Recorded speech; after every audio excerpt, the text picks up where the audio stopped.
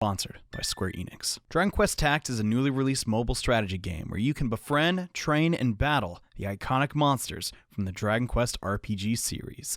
And I've got to say, I'm kind of digging it. In this gameplay showcase, we're going to go over all the key features that make Dragon Quest Tact a game worth checking out. So, let's start with the premise. Like any good RPG, Dragon Quest Tact begins with a larger-than-life, grand tale of literally epic proportions. Long ago, when an evil force brought the world of Orchestria to the brink of destruction, a legendary hero led a loyal band of monsters in defiance. Thanks to their courage and wit, the Dark Lord was sealed away, bringing peace to the world. Ages have passed, and once again the threat of evil looms over Orchestria. Who will rise to combat this menace? Maybe, possibly, perhaps, it could be you!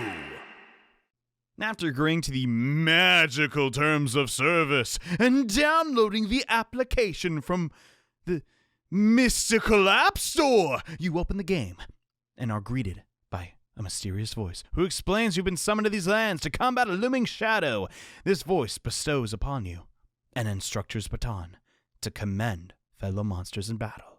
You wake up to two monsters poking your body on the side of the road, believing you to be long dead. However, you're not, because you're playing the game. The monsters are Medini, a cutesy vampire bat, and a slime knight, who is not plot relevant, so we'll never talk about him again. The introductions are interrupted, however, as a vicious horde of man-eating slimes ambush your party, which begs the question, if there's no humans in this world, what are all these slimes eating? But one tutorial fight later, Medini explains humans are a rarity in this universe, and if anyone knows anything about that magical baton you just magically got, it would be their village elder, Cogsgrove.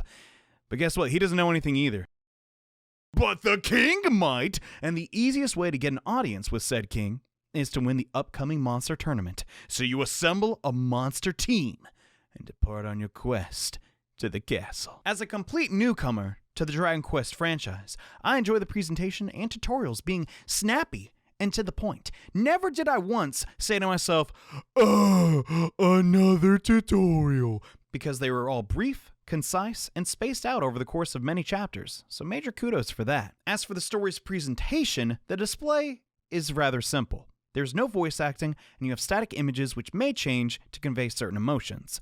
But in reality, that just means the game loads faster, and you get to the meat and potatoes of the game sooner rather than later. Less loading screens, more combat, that's what I like to see, and it's no surprise Dragon Quest Tactics' main focus is the turn-based strategy combat, and I'm happy to report Square Enix has got a good, strong foundation for fun and challenging map design with this title. Before you even enter a chapter, you can select up to 5 monsters to take into battle, and you can see a forecast of enemy skills and enemy weaknesses so you can better plan your team and develop a strong composition. Combat is rendered in beautiful cartoony 3D, which I just love, even on my device, which is a little bit older, to say the least. The game runs really smooth and loads fast. For the main gameplay, there's an overhead 3D camera, but you can see more of the detailed models during certain special attacks. So you don't have to just stare at your favorite monster's, haircut all day, you know what I'm saying? Each monster has a series of skills and spells that make them stand out in combat, which is really surprising. For example, on my current team, I got 2 demons and 2 of these saber cat dudes. The demons, their big, bulky armor, helps them be great frontline monsters. One of my monsters specializes in casting negative status-inflicting spells like Sleep, while the other monster does elemental cut damages to pinpoint weaknesses of foes. The downside of these guys is they're a little bit on the slow side, but that's where my saber cats come in. These cool cats are a little bit faster than the ironclad demons. Since they have more movement speed, they can dash behind enemy lines and attack the healers or the squishy mage characters, and also take on side objectives like chests. And I thought to myself, wow, I have to think who I bring in a battle? That's like, there's gotta be a word for that. Tactics. This game's got it. As for the difficulty, as a longtime strategy fan, I'm very happy to report that yes, some of the early maps can be trivialized with just, sheer numbers and out-leveling your opponent. But some maps, specifically the tournaments, really push me to think 2 steps ahead and plan out my moves. And I couldn't just press that auto button to see the victory screen, which was a very welcome change. But how do you get new monsters, you may be wondering? Well, do you gotta pay a lot of money? I sure hope not. Well, I've been playing for a little over 10 hours now, and the gem income is just steady enough to where I can easily build up enough gems to scout new allies, but I really don't have to. The game is designed in such a way where you can recruit new monsters from normal chapters and rank them up to be on par with the monsters you can pay for. Really? Yes, really. The gear you get is a major factor for your monsters and improve their usefulness. This isn't a game where just having a team of S-rank monsters beats a well-rounded, well-invested team, which is something I really like to see. The game does reward tactical play, and even gives you team ideas like funnel and protect the healer.